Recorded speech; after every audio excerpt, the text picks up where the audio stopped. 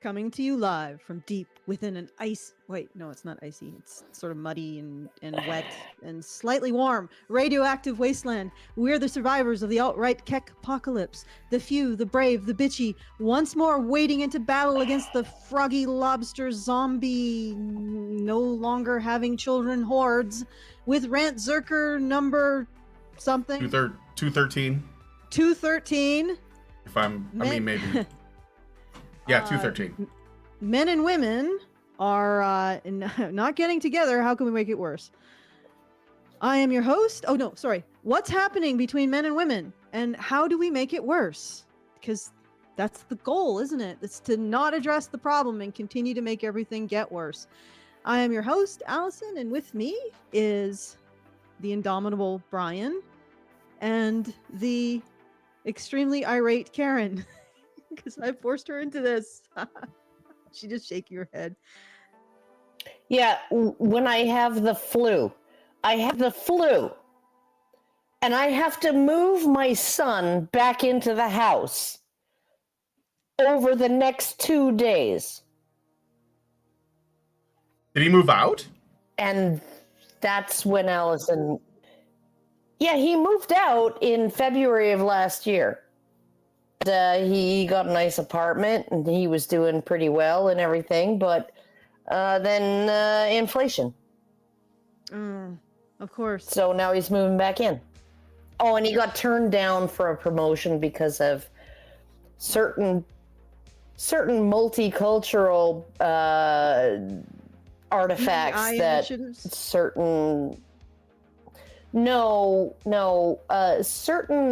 cultural artifacts that certain immigrants bring with them, like rampant nepotism and graft. So, yeah. Are you even allowed to say that anymore? Nepotism isn't bad, depending on who's doing it. I am. No. Okay, so he got a job at 19, okay, at Walmart as an associate. And he was recommended for promotion to management at 19. And he got that promotion. He had to wait until he was 20 because the open position was in the department where his sister was working. So he would have to actually be in charge of his sister, and that was a conflict of interest. It was, gotcha. So he couldn't have that position. But the store was moving from one location to another, and it was expanding its hours to 24 hours versus 24 hours of like people being on shift versus just the 2 shifts, right? So 3 shifts rather than 2. So, and Rachel was like, I'll take graveyards. And so once they moved, Rachel took graveyards and they promoted Sam to department manager of his particular shift, which was shift 2, which is 2 to 10:30 p.m., right? And then they invited him to apply for general manager or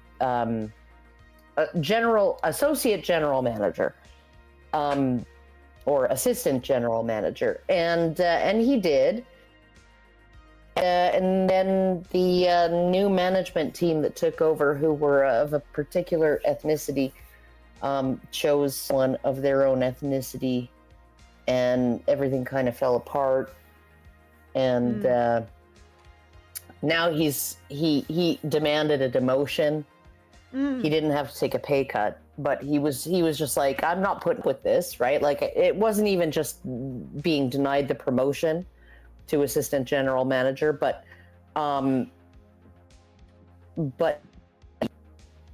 the managers were poaching members of his team to work other shifts to make those other shifts look right, like have good numbers. And I went through this at Denny's with this same kind of way of doing things, right? You know, in Edmonton, yeah. The morning shift always looks like it's got the best numbers out there, right? Because the morning shift doesn't do any prep work and the side work and the others. They just do nothing but serve customers and leave all of the mess for the next shift to clean up. right? So their labor cost numbers look great. And yeah, no, and it's just like, and those are the people that management favors, and they give them all these perks, right? Where you don't have to fill up the syrup jars, and you don't have to, fill up the salad bar, and you don't have to do any of this before we let you go. And it's just like, yeah, no. So now he's just like, he's fed up. He didn't have to take a pay cut, though. That's the one thing. No pay cut. Still making the same pay as he was as a department manager, but yeah, he can't make it. He can't make it. He's living in a really good apartment in a really good, well, not in a really good building, in a really shitty building, but a great apartment. The price was super good, and he walks to and from work, and he still can't make it. He still can't make it. He cooks for himself and all of that. He still can't make any, he can't put any savings away, and he still can't, so he's just like, I'm gonna look for an apprenticeship, and that's a good plan, and move back home. So speaking of making it in our age, like our post marriage age, like I totally get what he is. Like it's responsibility without authority, what you're talking about, or at least sounds. Yeah, and he's 21. He's 21 now, right? He's 21 now, and he's like, every time I talk to somebody, and he says he even has this with people at work, like customers at, right? They're like, how many girlfriends you got? Like these old guys, old Greek guys or whatever, right? Mm-hmm. How many girlfriends do you have? You must have a lot of girlfriends, because he's like 6'5". He's looking in the face. He has nice hair. He's got a good body. He's a Chad. And he's like, none. And they're like, yeah, no. And they're like, what? Well, like, what are you talking about? How do you have no? And the Jamaican ladies at the local store, they're like, what? Your son who's like this tall has no girlfriends? What's going on? Yeah, well, I guess that's what we'll be talking about. He's like, they say the ladies should be falling at my feet, and yeah, no, all I got is trailer trash Ray Linda. Yeah, well, you know why? Because they expect him to look like that, like a mid-20s guy, nice body, nice face, and have the income of a man in his 50s. Let's be honest. Yeah, no, that's what I keep saying. It's the 66666. And it's right? A solid 6 woman demands 6 feet, 6 inches, 6 figures, and a 6-pack, and he's got everything but the 6 figures. Yeah, well, I don't know personally. I was gonna say, whoa. I assume so. Well, I'm just saying. Well, he manscapes, so. Okay, let's move it to less awkward and uncomfortable territory. They say, like, essentially, when they're asking for that, they're asking for a man who is literally cherry-picked from the best parts of his own life, if that makes sense. Like, you cherry-pick the body from the 20s. At his youngest, most fit and most energetic, yes, and most physically capable, but also from his 40s when he's most financially secure. Yeah, and from his 60s when he's most career oriented.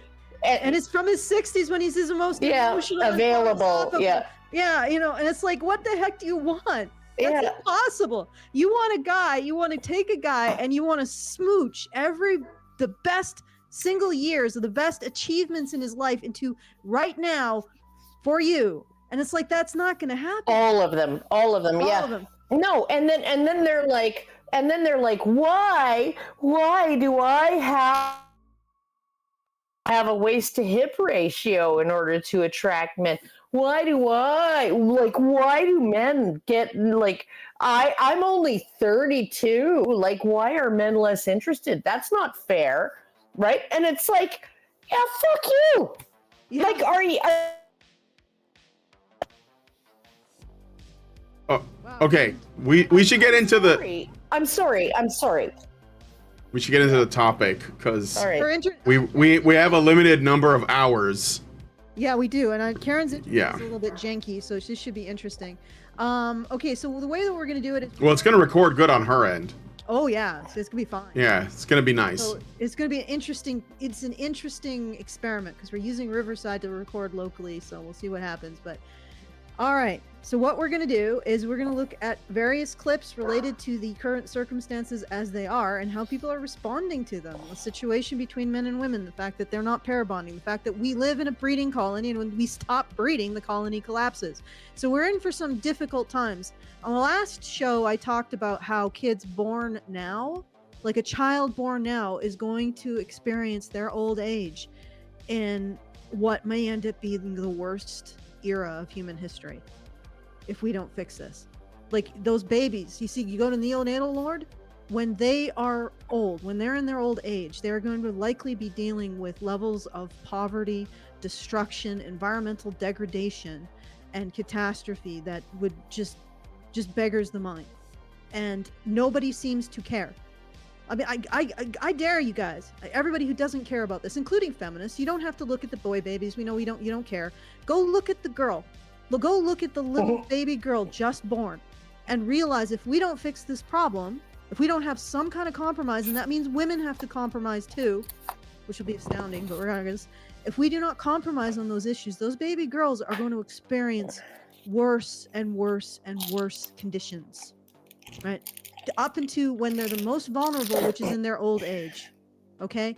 And then they are going to be experiencing the implosion of the society that we have right now if we do not fix this, because we are a breeding colony. If we do not breed, the colony collapses. All right, so this is what we're going to look at. We're going to, first off, I guess you got Lauren Southern queued up, right? Well, I do. So I got a couple of different things. We get one video from women on the right, Lauren Southern. We got one video from a woman on the left. We have Judith Butler. And then we have a video from men. Oh, God. So this should be good. I'm gonna put it on the screen. We'll start with Lauren because we did cover some of this. Lindsay saw this video and she was like, you gotta talk about this, and sent me, but we didn't get to the point that she thought was the most relevant. I just gave up. I just lost my will to live watching. Yeah.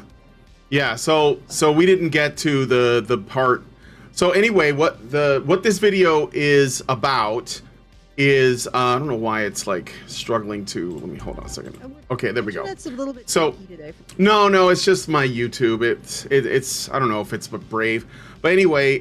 So Lauren Southern is trying to make the case that there is growing misogyny on the right amongst men, and that like there has been this meme, because it can't be anything but a meme. It can't be anything but that, which is repeal the 19th, right, on Twitter, and people talking about it. And of course, some women like Lauren Chen and Rachel Wilson were like, yeah, bring it on. This like, this is good. But they're just talking about it. And then women like Sydney Watson and Lauren Southern have lost their minds. So Lauren Southern is connecting this growing misogyny on the right with, I guess, making money because of mass migration. She's making a connection. And what she starts off by saying is, look, I was fighting feminism back in 2015. And she basically shows a bunch of feminist clips. And then it was cool, yeah. Yeah, and then like the clips of men today, and she's sort of like trying to draw a connection. So we're gonna watch this clip. Don't respond until we get to the men clips, because it was just then when Allison was like, I can't do this. And of course we never got to actually do that, because I think that was actually the thing that Lindsay really wanted us to see. So don't rage quit like I did, Karen. Yeah, so let's play 30 seconds of Lauren Southern setting up this thing where she's like, I was fighting feminism before any of you noobs got here. Feminists back in 2015, 2016, fat shit. gone. They were doing stuff like this. How does it feel to be the same sex as Donald? Do you ever get tired of trying to be manly all the time? I love the mansplaining. I'm enjoying it. You're loving what? The mansplaining that's going on. There I was thinking it was just me that had a problem, but it turns out it's the air conditioning that's sexist. I know. So many women in our office have the exact same problem. Manspreading is when a man spreads his physical body to take up as much space as humanly possible. I was on the forefront of criticizing that absurdity, and it was absurdity. But really, No, you weren't. Okay. No, it's okay. Let's let Lauren Southern finish this. There was a shot of her at the slut walk. This was kind of like the first, I think that was kind of one of the first. Yeah, go ahead, Karen. Go ahead, Karen. Okay. At the forefront of challenging that. We were at the forefront of challenging. She got into it because she saw it was something that was, interesting or marketable or, lucrative or whatever. I don't know. Right? But I literally slept on my couch. I know. When she I said that when we talked. Yes, she slept on your couch. That's right. Yes, I know. All right. So we was not at the forefront. She was 3 years late to the forefront. Yep. Yeah. Well, I mean, and we weren't at the forefront either. Like, that would be a voice for men. And before, because Warren Farrell, like, there's been a large movement. Yeah. Who've been and before him, E. Belfort Bax and the Vienna Freaking Rights Association and all of that. I mean, hell, you could even put in Florence Nightingale calling out the lack of compassion of her sisters. Like, there's been plenty of pushback against this narrative that men oppress women, that men grab up all the goodies of society, that men get all of the consideration. There's been pushback against that narrative for a very long time. She came in at that point. I'm not going to say I was doing this since like the early 2000s. So, there's you're not at the forefront. Yeah. That was just the next iteration. Like, she was in there for what? The Warren Farrell stuff, all of the stuff. I know. Like because I started doing this in about 2009, 2010, and I always on the shoulders of giants. Always said that. I've always said I was building on the work of people who came before me, right? She's like, I was at the forefront. Okay, yeah, no, actually you weren't. You weren't. You were on the forefront of the conservative movement. Maybe there, if there is an anti-feminist, there is, because everybody agrees that men oppressed women because men are horrible and they need to be like curtailed in order to not oppress women, right? And they have been doing that for millennia, right? And it's like, it's basically the description is all the same, right? Basically, and then there's some niggling over statistics and how you interpret them in like prescriptions to fix the problem, and the problem is always men. All right, I'm gonna play some more. In response to this, do you have to go and become barbarians? Listen, the left imported all of this. I don't want to hear a bo peep from them about the sexism of young British boys. They did this. And now you've got all of these new influencers on the right that say I've changed. I've become some sort of feminazi now, that I shouldn't be critiquing any of this, that I shouldn't even be online at all, commenting on politics whatsoever. Let me tell you right now, I have not changed on this subject one bit. Not one bit. But what has changed is there has been an influx of new demographics with intolerant ideologies who right-wing influencers are trying to appeal to. I'm just pausing for the banana there.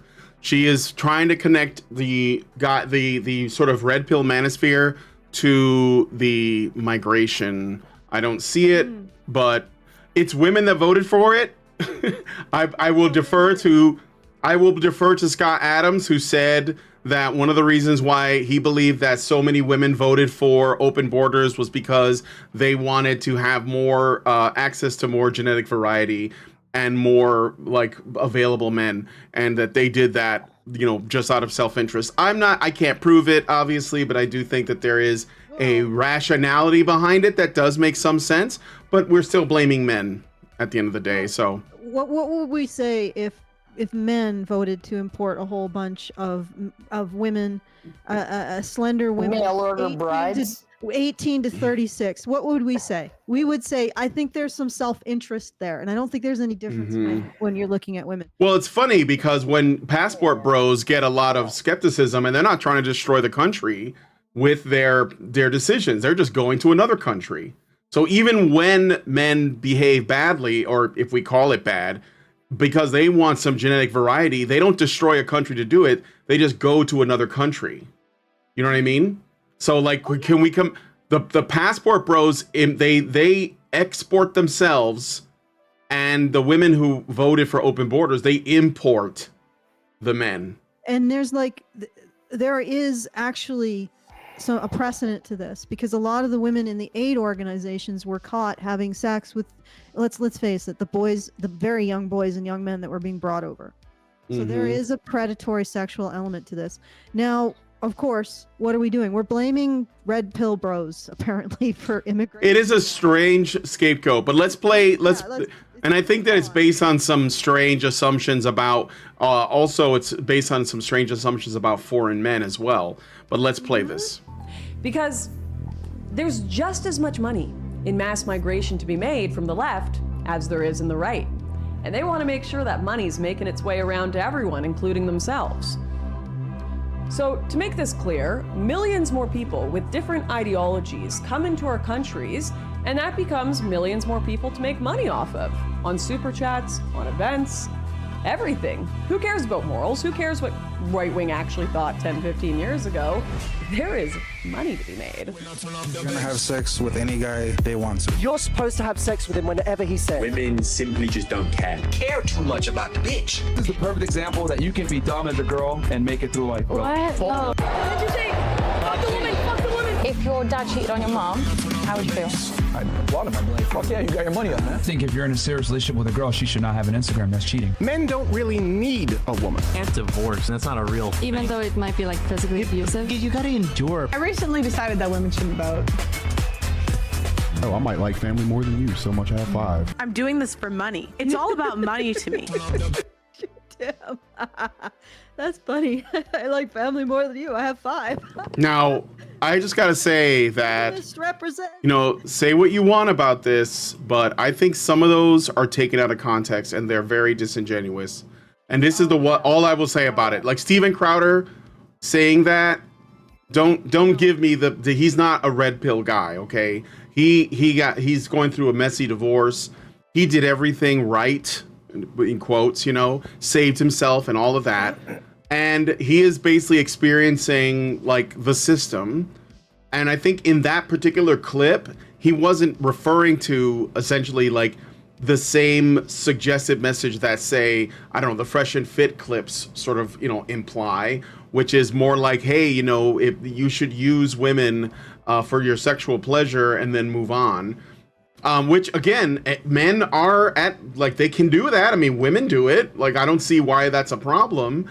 But there is a much more sinister implication, and when you put it in contrast, the thing I gotta compare it to, first of all, she misrepresents Steven Crowder, and some of the other people likely are also misrepresented, because if that's wrong, then I have to wonder about the rest of it as well.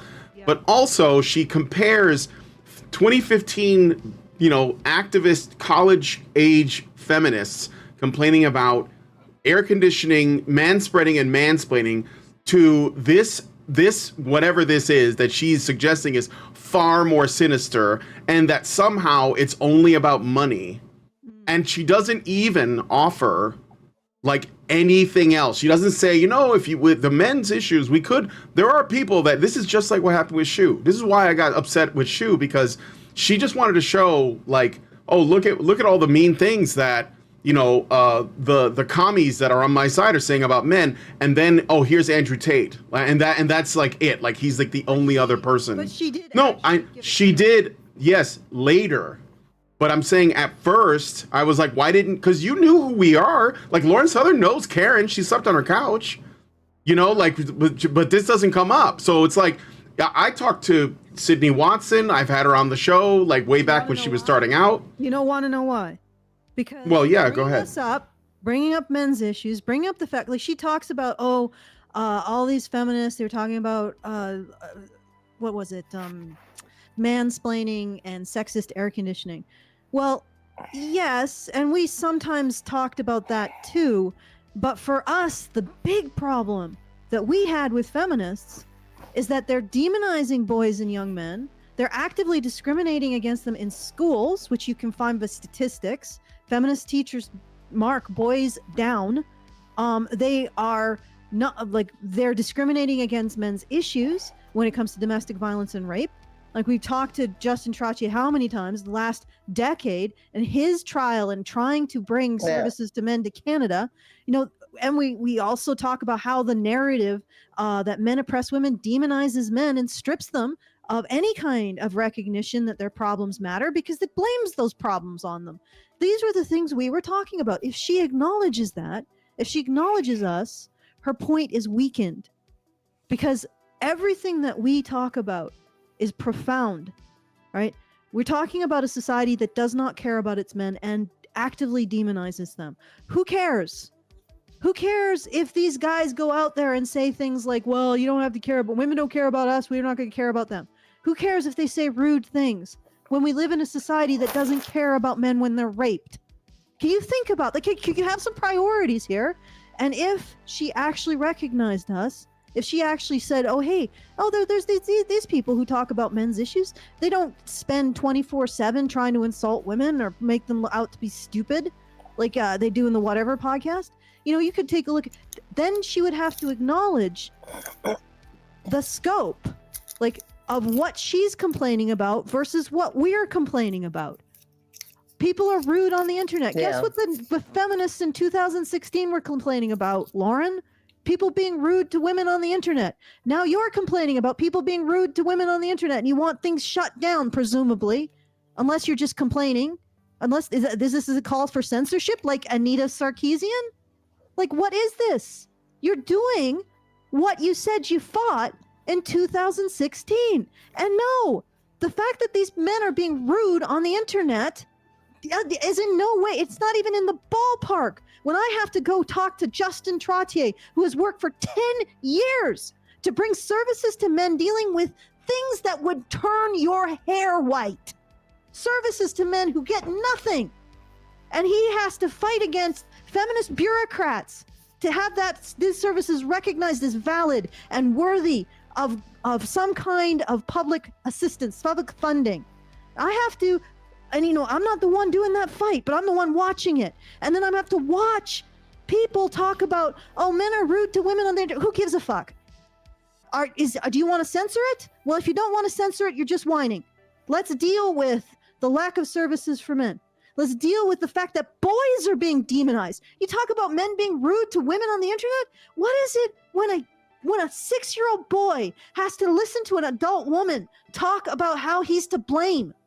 Or a 12-year-old boy has to listen to a group of people coming into his school and saying, well, take responsibility for violence against women, Billy. Oh, I'm sorry. Were you beaten by your mother last week? Well, take responsibility for violence against women. We don't care.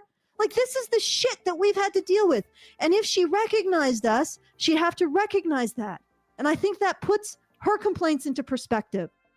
We're dealing with a society-wide movement, institutional disregard of men's feelings, their personhood, their physical being, their rights, and their children's rights to them. You are dealing with rude, red pill bros on the internet, which, like I said, that's what the feminists didn't like in 2016 when you were against them. Now you're for them? Now you're for their initiatives? Yeah, that sounds sort of like you changed, but maybe you didn't. I don't know. Let's see. I'll let Karen have her say, yeah. Karen, do you want to say anything? Well, when Lauren was on in the morning, dressed for the slut walk,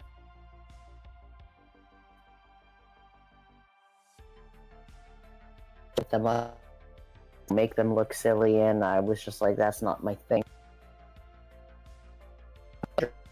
Over there, and I hung out, and while she was doing her thing for the cameras, and but I brought up, you know, things like divorce law in Sharia, and you know, the difference in execution and incarceration rates between men and women in Islamic countries, or radically Islamic countries, and things that, and she was just, and I explained it, right?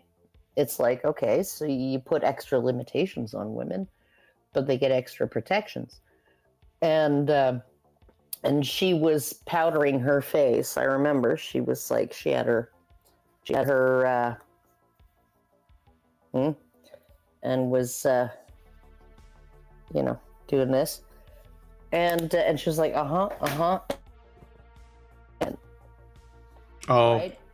So like, she's not into she doesn't, she's on the neocon right, as far as I'm concerned, right? Look at those Muslim men over there and how badly they treat their women, and how ridiculous feminists are, and the progressives are, and how the wage gap or the pay gap or whatever is a myth, and things like that. Really easy surface questions and accusations, right? yeah.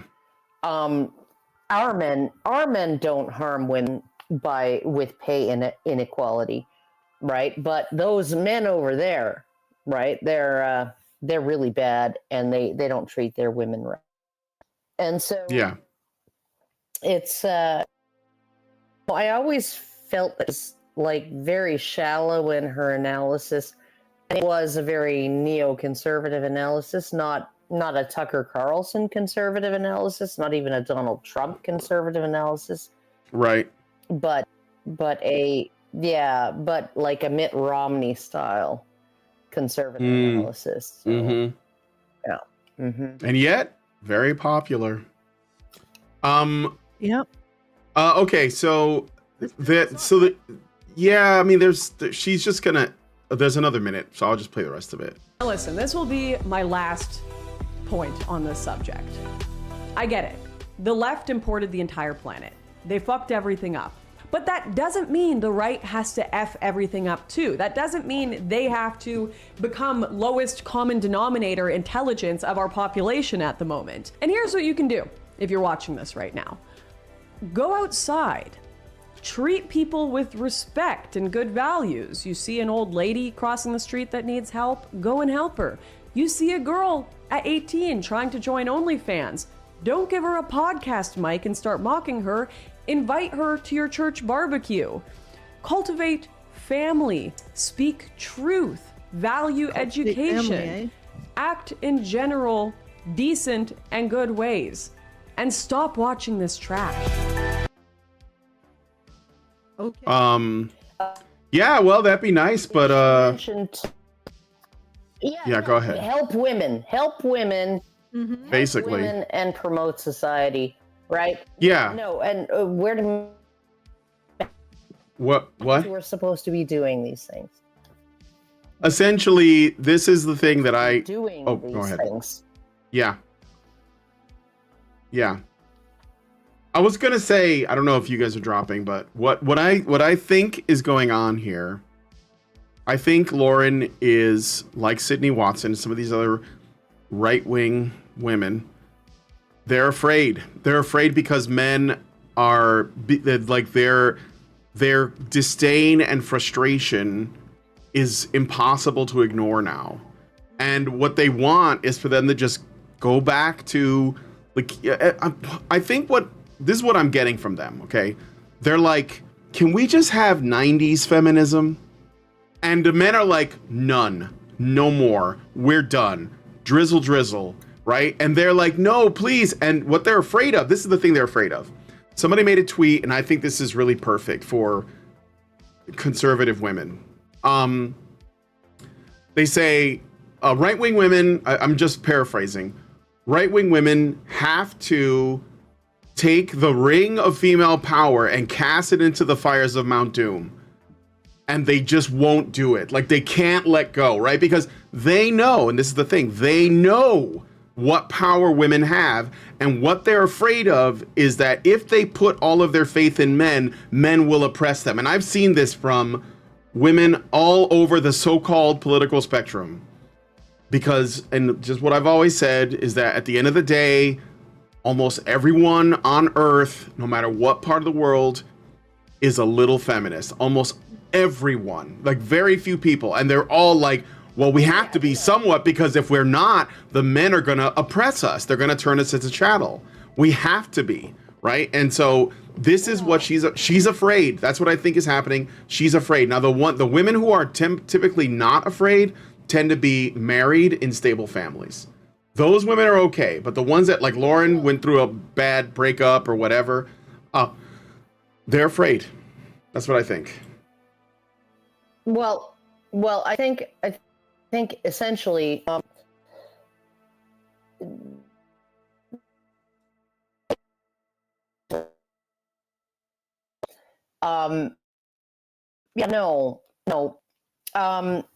most women, it's just a matter of like the degree to which you believe that men arbitrarily harm women when left to their own devices, right? And it's like I look at it and I think, okay, so Lauren Southern, okay, she's been through a breakup. Well, she has a kid, right? By that relationship. Yeah. Yes, she does.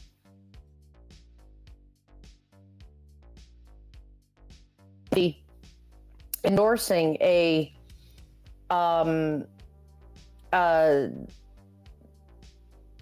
I guess a traditional marital relationship, right? Where it's like you're married long term, at least until the kids are old enough to fend for themselves, right? And you hold that and you make it work because you made a vow and all of those things, right? That's what she's supposed to be advocating as a conservative, right? Mm-hmm. Marriage for life, or at least for as long as it takes for your kids to grow up, right? And she's failed. She's failed at that. Like, as good looking as she is, as gorgeous as she is, she's failed at that. And I think that's the bee in her bonnet that's making her not be able to ignore these red pill men who are talking about body counts and talking about, just like it goes down to her right to resources. They're threatening her right to resources. It's funny because Steven Crowder also. I never considered myself. We're having like a lot of, or at least. Well, Karen's breaking up a lot for me too, but it's not on my end. It's not on your end. It's just on hers. I think Karen's using the Wi-Fi. So, but what I was gonna say is, go ahead. Yeah, Steven Crowder is another example. He's actually the opposite example. So Lauren Southern tried to do everything right, although I think she may have made a mistake because she got involved with like a long distance relationship. And that was, and then she got herself banned from like Australia and the UK and stuff, and made it impossible to like be with this guy. And I mean that she took responsibility for that and say, yeah, I did do that to myself. Like at the end of the day, it comes down to me. But Steven Crowder also did everything right. He saved himself for marriage. He did all of the things correctly, and he doesn't have that resentment. He's become more aware of women's power. He's also become aware of what the courts are like, and Lauren Southern tried to dismiss that too. I remember her like going after Crowder You know, because when Crowder's ex-wife came out with that, you know, all this supposed evidence, and it's all looking very sketchy, she immediately sided with the woman. And I think that's because of her own experience. She was even saying that, you know, like, oh, the idea that men, like, you know, get, you know, screwed over in divorce is exaggerated, and it just comes down to who has more money and all this. But Crowder doesn't have that resentment. I've been, you know, I still watch him on Rumble, and, you know, I mean, he's been red-pilled. He's probably got some frustrations, but he's not acting like this. He's not catastrophizing, you know, the situation. And yet they both kind of like followed the same path. But I don't know, Lauren's got a different, I mean, she's like, it's like what Allison said. Lauren's a victim of that. Lauren's a victim of traditionalism, and Steven Crowder's just like apparently not making himself a victim of traditionalism. Right. I really mean, like, ultimately, this comes down to, is a woman willing to let go of victimhood and identifying herself with victimhood? And then there's a corresponding question for men too. Are they willing to let go of the identity of being the alpha and omega of all human endeavor, like that their actions are the only ones that matter morally, essentially? So I mean, it's this toxic dynamic between men and women. They both have things they have to let go of, and you know, it's probably easier for Crowder not to say, well, I'm a victim of traditionalism. As a man, I was expected to be a provider. It was overwhelming, and you destroyed my relationship, whatever. He's not making that argument. She seems to be maybe not making that argument personally. I don't know. I haven't really been following that saga very closely, but she seems to be making that argument in a greater sense, that traditionalism is bad for women. I mean, you can say what you like about Muslims. They are very traditionalist. And of course, if you believe the kind of fear narrative around them, then you think that they oppress women. We have argued against that. You know, you cannot be for a theocratic society. Although I will point out that when Islam was in its heyday, the women in Islam were the most literate on the planet, except maybe the Chinese, I don't know. But they were the most literate. They had the most liberty and the most safety of all the women on the planet at that time. So just consider that. That maybe what we're looking at is looking at ourselves through a mirror darkly.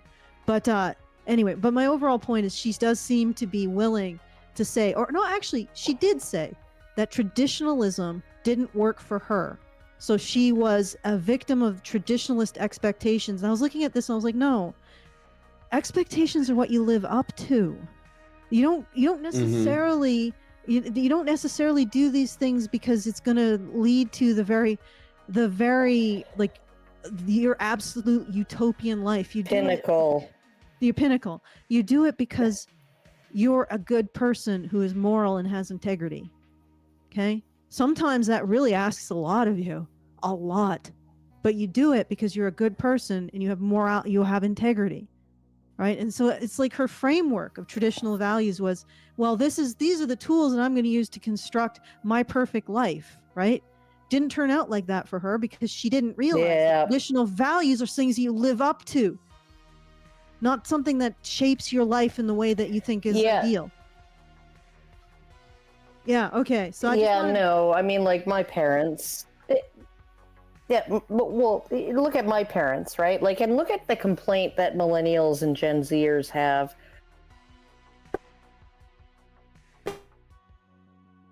Generation X, right? Oh, you had it so easy. Oh, you had it so easy. And it's like, no, we didn't, right?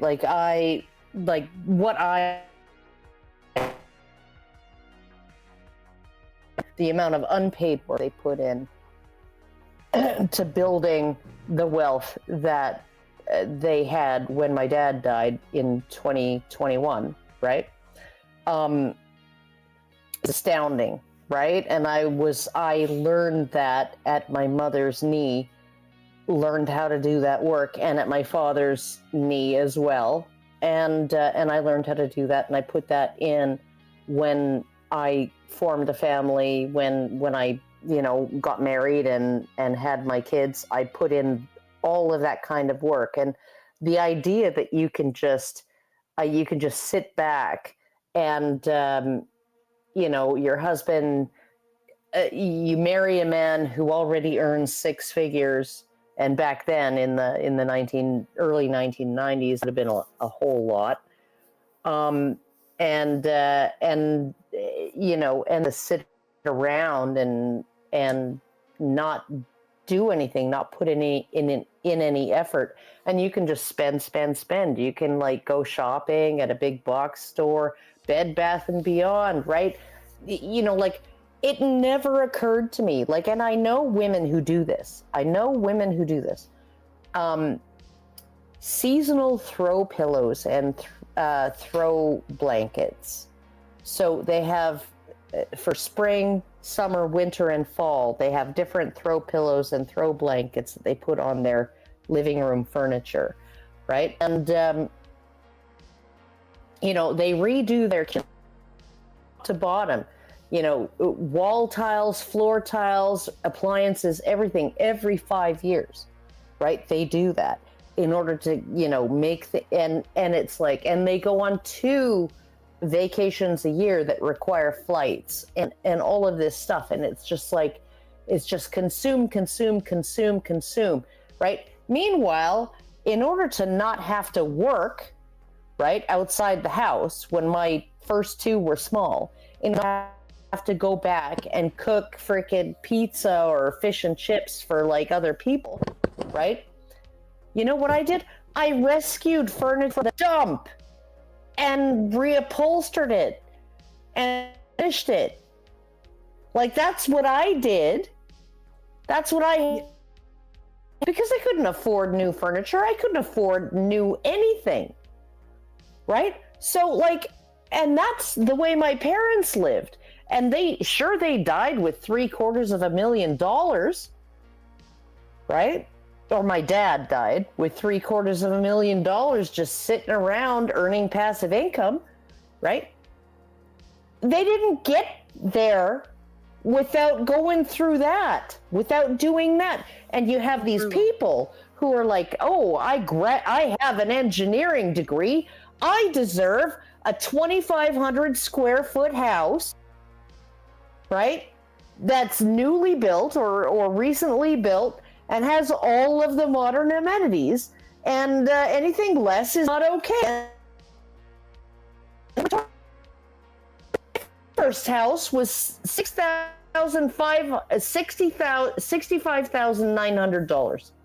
That's what we paid for it. $65,900. Yeah. And it was 1,100 square feet. 1,100 square feet. And those were the days. So I'm looking at the expectations, right, of these people. Oh yeah, no, but there were plenty of houses about that size, right, that didn't need work, that were for a lot more money. Way more than we could afford, right? This house needed work. This house had problems. So that's the one we bought because that's what we could afford, right? And even this house now that we have, right? It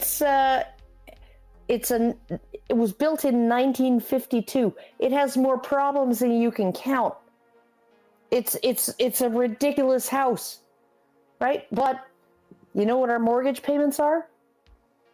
$378 every 2. All right, is that her or me? I don't know. Okay. Karen, you're still talking. Yeah, we heard your mortgage. It's recording on your end, anyways. But you should do the things. Yeah, you should do the things, and then we'll get into the next. Well, I got a bunch of super chats and super chows to read too. So we'll do the things, then we'll read the super chows, then we'll get into the next, which is Judith. Judith Butler. Butler, yeah, very. Judith Butler. I always get her mixed up with Julie Bindle. Their names are too similar, but Judith Butler is a different Wicked Witch. Julie, yeah, different of a different. Judith. The thing is that the Wicked Witches are now fighting each other, so that's good. You know, there's a little bit of a silver lining to all this. But anyway, so if you would like to send us a message, and I see quite a few of you have, go to feedthebadger.com/justthetip. It's the very best way to send us a message. because you get to avoid YouTube's comment enhancement system, which is a euphemism for censorship, and we get to get the full benefit of whatever funds you send. So once again, that's feedthebadger.com/justthetip. Anything you want to comment on that we have been talking about, you want to tell us we're full of shit, we'll take it. So feedthebadger.com/justthetip. And if you would like to support the show, the very best way for you to do that is to go to feedthebadger.com/support. We are doing our monthly fundraiser, which has 3 days on, and we still have about 2,200 left to go. So please do consider going there and helping us out. Once again, feedthebadger.com/support. And I don't know if I'll have to do some arm twisting. Please go there so I don't have to. $5, $10, every bit helps. Go look in your couch cushions. Just put the URL in your browser and just ponder the orb. I should have an orb on that website so you guys can go ponder it. Anyway, feedthebadger.com/support. All right. Go for it. All right, so I got some super chows. Some of them disappeared from my social stream ninja, so I won't be able to display them, but Richard Bier gives us $5 and says, was Sam prepared to deal with the horde of all the Karens? Have you seen that video of the Indian man who, on a close to a 100K salary, was still hitting up food banks? An interesting thing is that apparently there is some public image agency that takes action against people who create negative public perception of Indians. However, this agency is curiously silent about the scam call centers operating out of India, though, and possibly related to the actual show topic. Yeah, because that sounds super weird. Is there a link between sexual arousal and fear in women to the extent that one can't be experienced without the other? Manscaping is too much information to be sharing, Karen. Wow, this is just like spaghetti and minestrone at the same time. Thank you, Richard, for that. Go ahead. That was very multi-topic. Yeah, no. Who's getting the most out of his $5? Yeah. It was multifaceted. Problems with Karens. He knows how to handle them. And then okay, the manscaping. I only know this because he, we have a bathroom downstairs that we have to use communally, and he has a manscaping kit. It's not like it's covered in short and curlies. Yeah. On the counter. Oh no, like he's like a Sasquatch, right? Shoulders, upper arms, lower arms, all the way down his legs, right? It's like trim that, but like Sean Connery in Zardoz. Yeah. Oh, you remember that? He's you may he's even masculinity. all over his chest too. Like he's hairier than my husband. So yeah, no, but yeah, no, and my other son too, just hair like has Sasquatch legs. Sasquatch children. Do you have a little bit of Sasquatch? Yeah. No, I actually have very, very fine pale hair. All right, next. Let's do it. I got another super chow from Richard, not Richard Bier, but it's just Richard, for $5, and they say, how much of this would still be invisible had not Cassie J not made the red pill? I think had Cassie J not made the red pill is what it meant to say. Actually, a lot of it. I'm guessing that Cassie J's movie made a massive impact. That's what I would guess, but what do you guys think? I'm thinking that my computer has stopped recording. Karen, why don't you try restarting everything and then coming back in? I'm gonna hang up and then I'm gonna come back on. Yeah, okay. All right, just come back on. Wait a bit. So we're just gonna I gotta get through all the super chows and stuff anyway. So all right. So what was the last super chow? So yeah, I would say yes. Allison, what do you think? Do you think Cassie J's movie made a big difference? Yeah. Really critical. Like it made a absolutely. really big difference. Probably more than anything else. I agree, 100%. Yeah. What do you guys think? Let us know in the comments. I think that her film had done the rounds. She made a lot of appearances, and you know what? It changed her life in a significant way, and I think that's enough, right? Mm-hmm. Richard Bier gives us $5 and says the economically disadvantaged are Pokemon cards for women. Gotta get them all. The 304s on the Whatever podcast make themselves look stupid with very little external factors other than simple questions asked Allison. Is there any data that any recovery was possible from when the mouse utopia did go into decline? From what I've heard, the beautiful ones, even when removing from that habitat, removed from that habitat, still didn't show any mating interest when placed in a new habitat with a breeding partner. Again, multiple comments. I'll let Allison respond first. So when they did do the mouse utopia, I'm not sure if that particular mouse utopia did anything to recover it. I think they were just examining the ultimate outcome of that mouse utopia. But I did hear that the researcher, whose name I do not remember, but might have also been Richard, at least the first name, he did go on to do other mouse utopias. So that was just one mouse utopia. He had previous mouse utopias, and then he went on to do more mouse utopias. And apparently he discovered that to prevent a mouse utopia going into decline, you had to give mice creative endeavors. So if I looked and read about the mouse utopia, and what I would say is that what happened with the mouse utopia is that by giving the mice all of the food they could want, all of the sanitation, they had everything provided for them. They had ample nesting and material and nesting room. Everything was given to them. So it's basically the perfect utopia, the perfect communist utopia, right? That's what they reconstructed. And exactly what I said in response to the communists that I've talked to, you cannot have a functioning society without some kind of meritocracy, because men need a purpose. And that's really what happened in the mouse utopia. Well, women male mice. Oh yeah, women too. But often, like women's purpose tends to, it's almost like men generate their purpose. And Brian, I think you need to do the. No, I can't. You just have to deal with it. Okay. It won't let me do it. So here. Let me do it. Oh my God! Did you do it? Give it a second. Okay, so essentially, let me just finish what I found out about the mouse utopia. So what happened was the male mice had no role, because usually male mice have the role of actually territory defense, resource defense. They had no role in the mouse utopia, and then everything deteriorated as a result of that. And what the researcher did going forward is he actually gave the mice creative things to do. So when he included creativity in the mouse utopia, then it continued to thrive. Okay, so that's all I wanted to say. You still need all right. About the Whatever podcast, I just want to say, go ahead, Karen, what is it? Can you guys hear me? Yeah, we can hear you. It's just that the echo, we're having an echo issue. Okay, well, why don't you mute your mics while I'm talking? And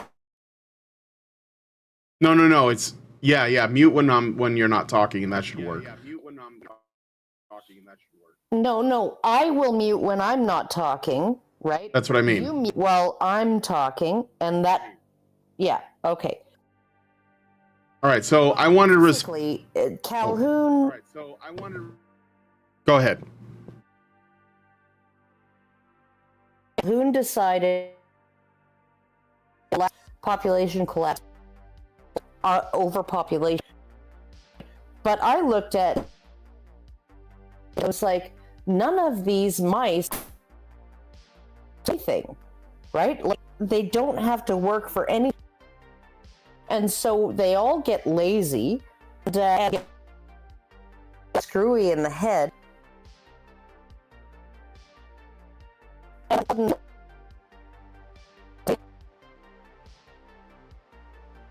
Rates 7% peak in experiments that he did, and that was after implantation. Like early miscarriage, right? Females couldn't.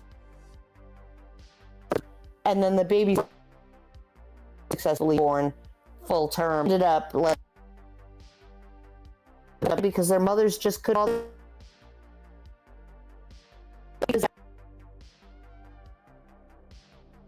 Things to do. They had no environment. They had no outside pressure on them, right? And they were like, well, I'll survive, and and if my baby's, and it's like the perfect example of abortion in which for a baby at this time, right? And so I'll just abort it because I can have another one later.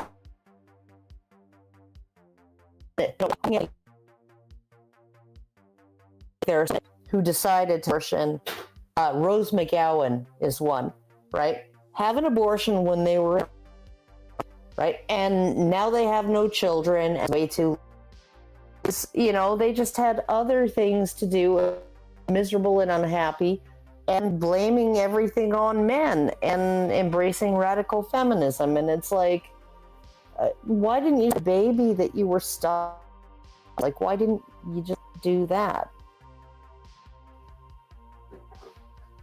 You can't build heaven on earth. You can't build heaven on earth. All right. Okay. Let me read that. I just want to say about the 304s on the Whatever podcast. So I agree with Richard Bier for this, because the women that go on there, they go on there proud of all their decisions. And I don't think that the people who are, sometimes you get kind of aggressive counter hosts that want to put these women in their place or whatever. But they choose to go on there. They make a lot of money. They're not victims of those decisions. So I'm not gonna pretend like they're being, put on, I don't know, on display, some sacrificial lamb to be made fun of.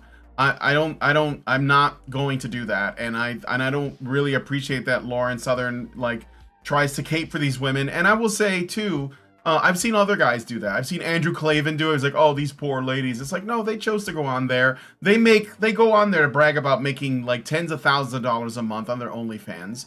They seem to think they're happy. They probably will come to the realization that they're miserable later. But I'm sorry, but I don't have sympathy, just in the same way that I don't have sympathy for, a man that does maybe whores himself out too much, or plays the field for too long and then finds himself alone.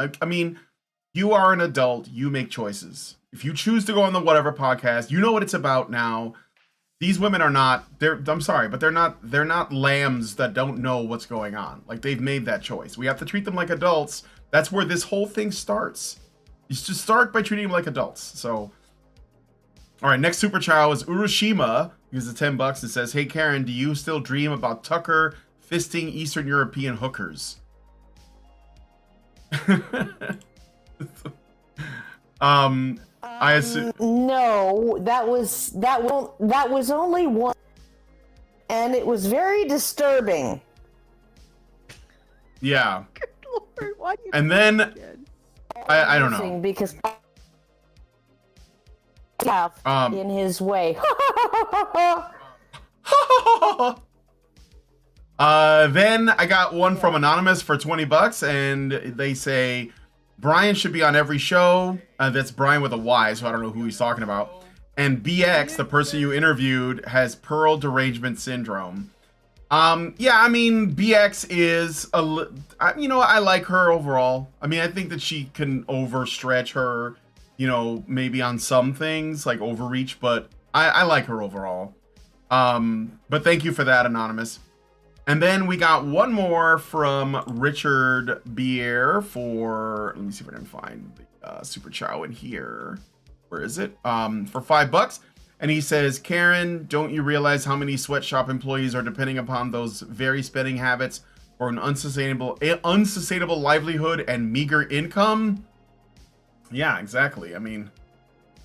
All right, and then I got some super chats as well. I'm just going to get through those, and then we'll keep going, because people do give us these. So Gary Thomas gave us $10 and says, hey, y'all. Hey, all. Regarding women's suffrage. I'm sorry, I said hey, y'all. I've been in Virginia too long. Hey all, regarding women's suffrage, I saw a feminist say that women needed the right to vote because women gaining the right to vote aligning with the ages of consent being raised across the US. Thank you for the $10, Gary. It's not a right as far as I'm concerned, but that's another conversation. Gary Thomas then gives us $5 and says, that sounds like horseshit because I remember several prominent feminists of the past advocating for struggle snuggling with kids. And then we get one more from Gary Thomas let me see if I see that here. I think it was in my, yes, here we go. From Gary Thomas, it says, in regards to Islam, isn't it true that when it first came along, it was seen in many ways as much more progressive than Christianity was at the time? I think a lot of feminists still defend Islam as the most feminist religion. And it is, really.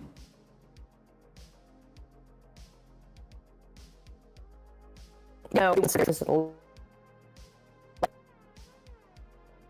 family, and still maintain the obligation of men to pay for everything. Also, Allison, just clicking on my mic to mute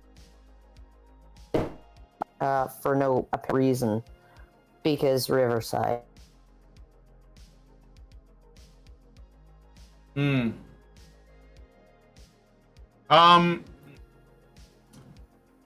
So I wonder if this is like if Riverside is struggling with the 3 people, because it's. Well, I mean, Karen, you're on Wi-Fi, right?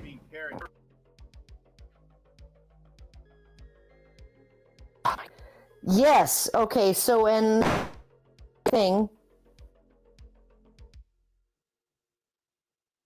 listening. Yeah, she's muted, unfortunately, I think. So I think she's ranting at the moment, but we can't hear you. There might be a delay in when you click it, and then when it says Karen's computer stopped recording. My computer stopped. Yeah. We should just. Yeah, let's I don't go. know. You know what? Okay, guys, I apologize. We are trying out a new format, a new platform. We can't do a full run through without actually doing a full run through. So we're probably going to have to what we'll do is this. We will go to the patron show now. I didn't set one up. Oh, you didn't set one up. No, I didn't think there was going to be a patron show. Okay, wait. Everyone calm down. I'm gonna. Okay. Wait. Allison. Fine. I am miserable. Okay? My face feels like it's gonna explode. Okay? I'm gonna basically say leave Judith Butler for Wednesday. Okay. All right? Because and maybe we'll go back to the old way. Yeah, I have to move my son from his apartment into my house over the next 2 days while I have the flu. Okay? And you know what? And I have not had a nap yet today. I was up at 3:30 a.m. swallowing snot by the gallon.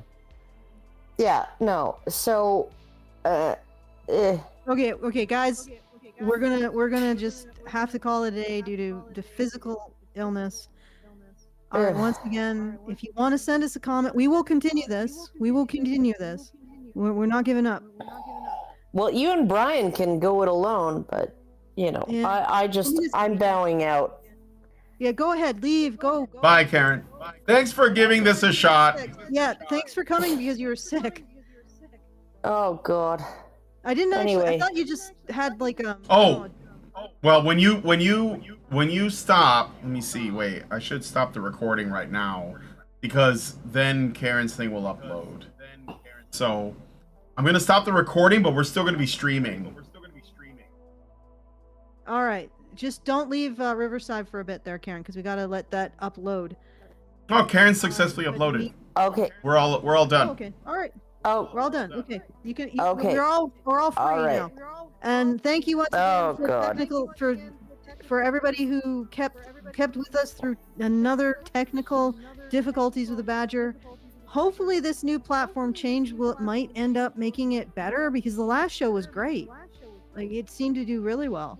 But for some reason, when we add a third person, it's... I don't think it's Riverside, because I think it's because Karen is on the Wi-Fi and maybe her internet is kind of jank. Well, here's what we'll do. My internet is fine. It's like the highest speed out there. It's basically my device, and unless you want to buy me a new $1,800 MacBook Pro, it's as good as it's gonna get.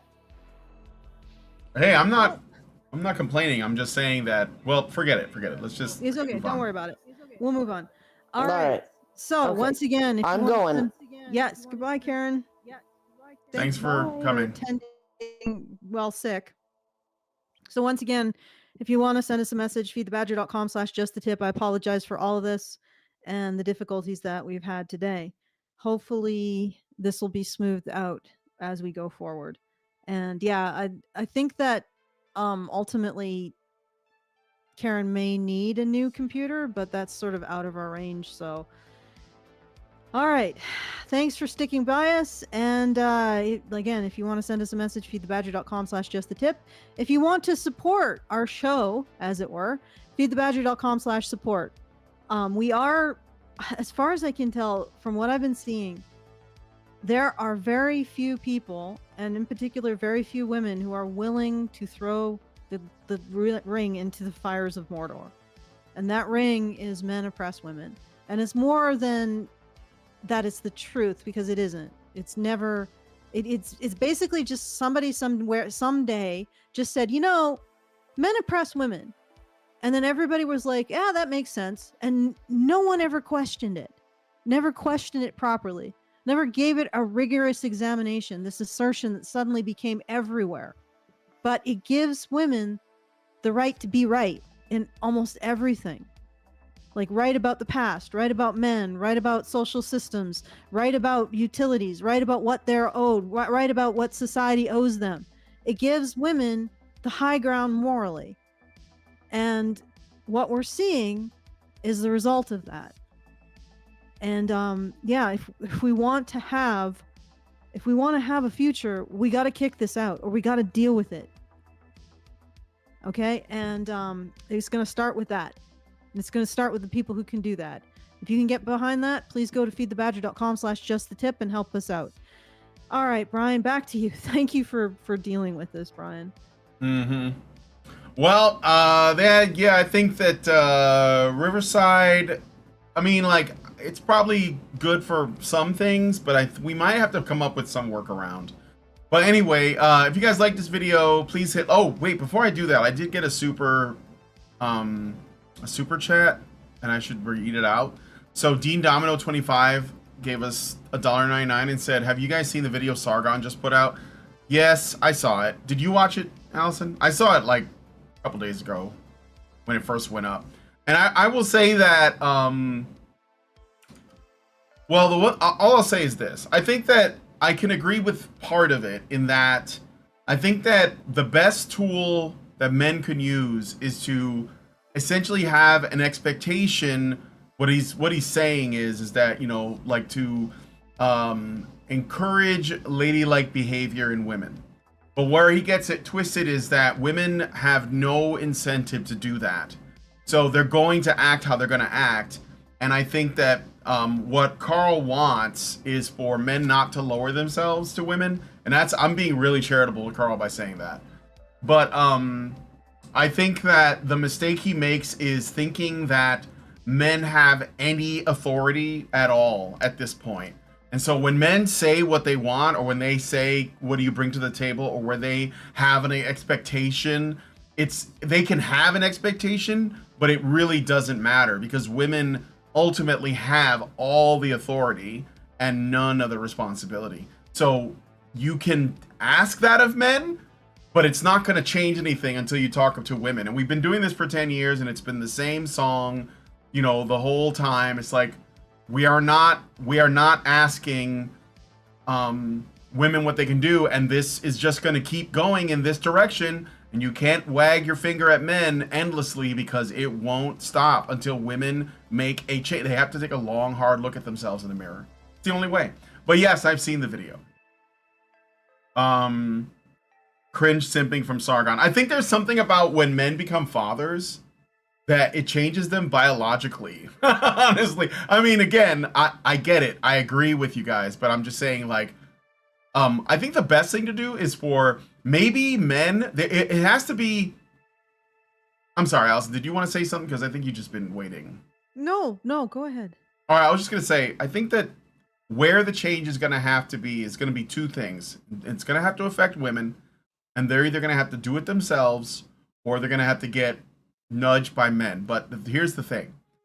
It's going to take women who are the peers of these women, and they're going to get a lot of flack, and they're going to have to be willing to be called a pick-me, just like Allison does, you know, or Brooke, or H House Bunny, I think her name is, or House Bunny, you know, some of these MRAs on Twitter that are females that call women out. They're going to get a lot of crap. They're going to, Pearls gets crap, whatever.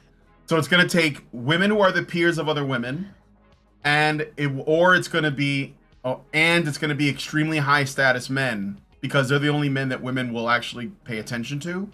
And those men will have to be, let's say, instead of shaming women to motivate them, I think they're going to have to praise the women who behave in the way that other women should model themselves. But the problem is that, like a woman who, like what Carl was asking for, he's basically calling for, you know, for men to essentially support women who behave in a positive, like relational, ladylike fashion, right? Like a good woman should be celebrated and seen as a model for other women to follow.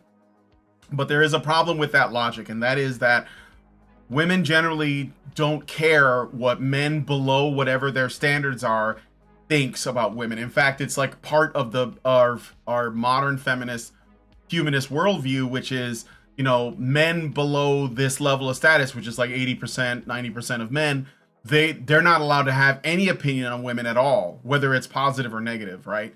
So only the extremely high status men can do that.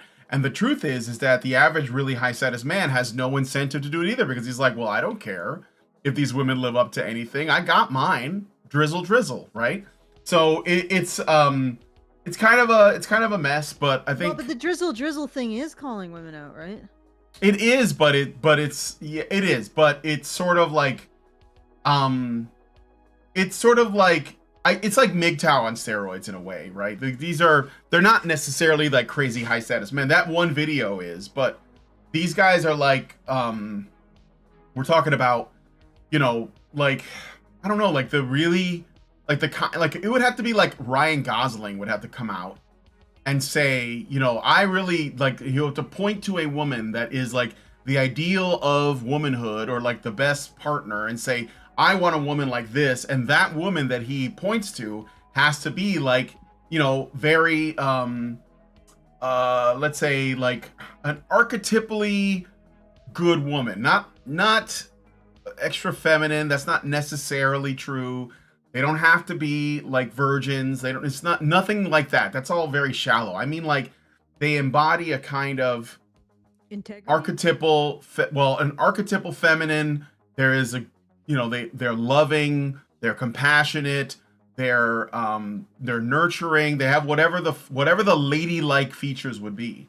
Because what's happening is that, like what Lauren Southern is doing, for example, in her videos, she's saying, you know, I want men to be like the gentlemen from the 90s. I want men to be gentlemen. But the thing is, men there is no incentive for them to be that way if women are not ladylike. I mean, like, you can't, you know what I mean? And Carl seems to think that you can go the other way. Yeah. Be gentlemen while women are rewarding bad boys. Well, but the thing is that that really is difficult. Yeah. One of the issues just with this, if you stop the recording, what we will put up as a podcast might be truncated. So we should probably Well, we can stop it there. I just want to read that last super chat. Yeah. Thank you for sending that last super chat. Very much appreciated. All right. So once again, feedthebadger.com/justthetip to send us those tips. Feedthebadger.com/support to support us, to make sure we can bring you this content. Are you feeling like really isolated? Because I'm feeling really isolated, Brian. Why? Well, because it's just like, the more I engage with people, the more I realize that simply saying, yeah, men don't oppress women is just like, it is really out there. It is a radical statement. Yeah, it is. It is. I mean, I don't know. I don't feel isolated per se, but I understand. I just think that we're seeing the breadth of this lie. Yes, and just how widespread. But I knew it though. Like, I predicted it years ago. I said, you know, I don't think this is necessarily a feminist problem, like not only feminist women. And when I saw the focus on things like, you know, mansplaining, air conditioning, and to top it off, I think the worst thing, I feel like we're wasting show content, but this Title IX thing, this is another big one, but maybe we can talk about that on another one. So yeah, previews for new upcoming attractions, eh? All right, so I'm gonna hand it back to you, Brian. Let's wrap it up. All right, so sorry for all the issues. I think next time we'll just go back to the drawing board. Maybe what we can do is record it, and or actually you don't even have to record it. You can just like send the link through Riverside, and they can like put some clips together. We can also use Video Ninja to do video. But if the problem is Karen's connection is stretched too thin, if she's got video and mic, and you know what I mean, that could be it, because it was not a problem for me. But anyway, we'll try something else. All right. So anyway, yeah, we'll figure something out. But we're gonna wrap it up there. So if you guys like this video, please hit like, subscribe if you're not already subscribed, hit the bell for notifications, leave us a comment, let us know what you guys think about what we discussed on the show today, and please share this video, because sharing is caring. Thank you so much for coming on today's episode of the Rantzerker, and we'll talk to you all in the next one, where we're going to be talking about Judith Butler, and this is going to be pretty interesting stuff. So have a great Sunday, Palm Sunday. See you guys in the next one. Are machines, dude. Okay, they are literal machines. They are talking point machines. They are impossible to fucking deal with, especially if you have like a couple dudes who have good memory on top of that too. Holy shit, you're fucked.